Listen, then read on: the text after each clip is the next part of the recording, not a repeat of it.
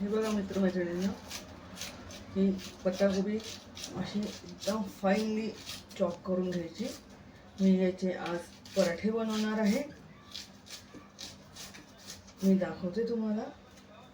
हे बघा, एकदम अशी फाईनली चॉप करायची, जेवढी शक्य असेल तेवढी फाईनली चॉप करायची. किसून घ्यायची नाही, कारण मग त्याला पाणीही सुटतं आणि त्यामुळे पराठ्यांमध्ये जी चव हवी आपल्याला कोबीची, त्याची चवच लागत नाही. त्याच्यामुळे एकदम फाईनली चॉप करायची. कोबी कधीही किसायचा नाही.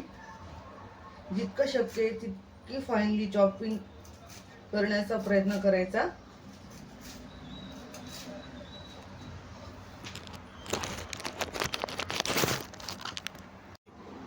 हे पहा मित्रमैत्रिणींनो, आता मी ह्यात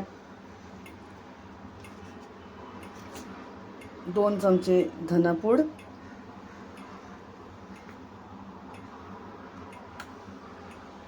3-3.5 चमचे तिखट, 1 छोटा चमचा भरून हळद, चवीनुसार मीठ मी 2 चमचे टाकते.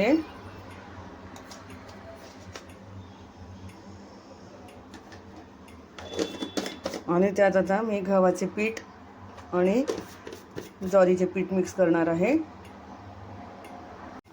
आता मी ह्यात 2 चमचे तांदळाचे पीठ ह्या चमच्याने, मोठ्या चमच्याने,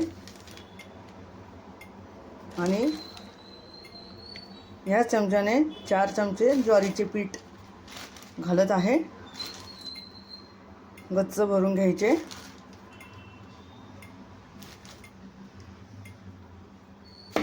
आणि आता हे सगळं हाताने पहिले सगळं व्यवस्थित मिक्स करून घ्यायचं, दाबून दाबून,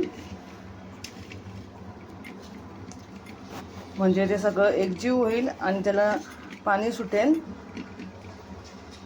दिसायलाही छान दिसतात आणि चवही लागते पत्ताकोबीची त्या पराठ्यांमध्ये.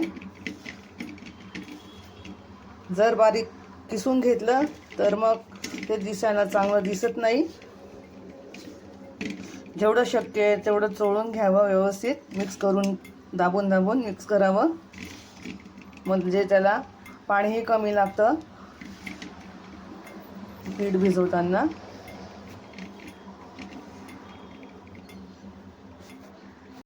सॉरी मैत्रिणींनो, मी तीळ आणि ओवाही घातला आहे. मी ते विसरले होते, नंतर घातलं आहे. आता मी थोडं पाणी टाकून मळून घेऊया. मळून घेते थोडं आता व्यवस्थित. पाणी थोडं कमीच पाणी टाकायचं, कारण पत्ताकोबीला पाणी सुटतं नंतर. असं दाबून दाबून भिजवायचं हे पराठ्यांचं कणिक, म्हणजे त्याला जास्त पाण्याचीही गरज लागत नाही. आणि व्यवस्थित असं मिक्स करून दाबून दाबून भिजवायचं. जास्त पाण्याचा वापर नाही करायचा यात.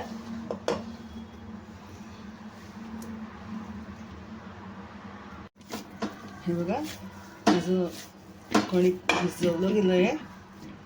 ह्या पद्धतीने हवं आहे. जास्त पातळही नको आणि घट्टही नको.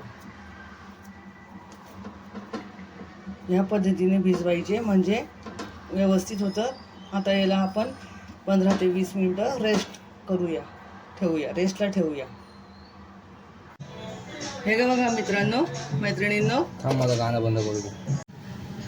हे पहा मैत्रिणींनो, या पद्धतीने असं छान लाटून घ्यायचं आणि जाडीला पण एकदम व्यवस्थित मीडियम ठेवायचा, जास्त पातळ नाही करायचा.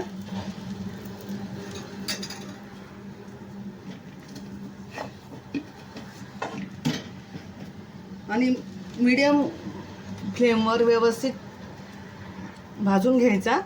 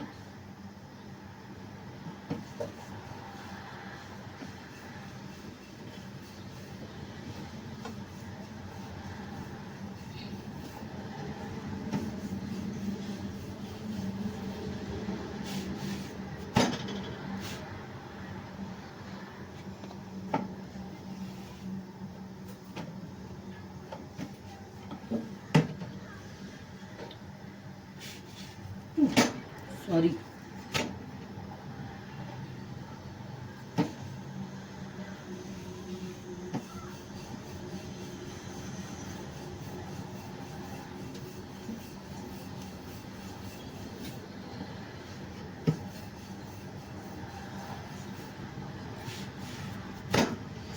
तुम्हाला आवडत असल्यास याच्यावर तुम्ही तुपानेही ग्रीस करू शकता.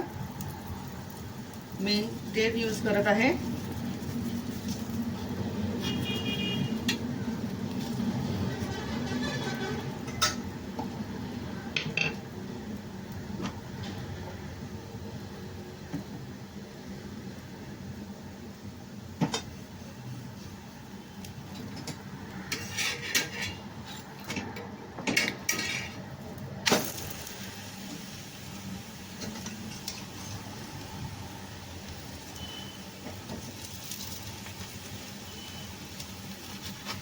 हे बघा मैत्रिणींनो, ह्या पद्धतीने व्यवस्थित भाजून घ्यायचं आहे.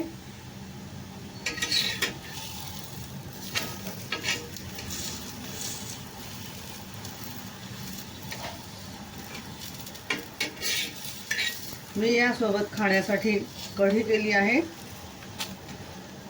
आणि हिरव्या मिरचीचा ठेचा आहे, त्यासोबत मी सर्व करणार आहे.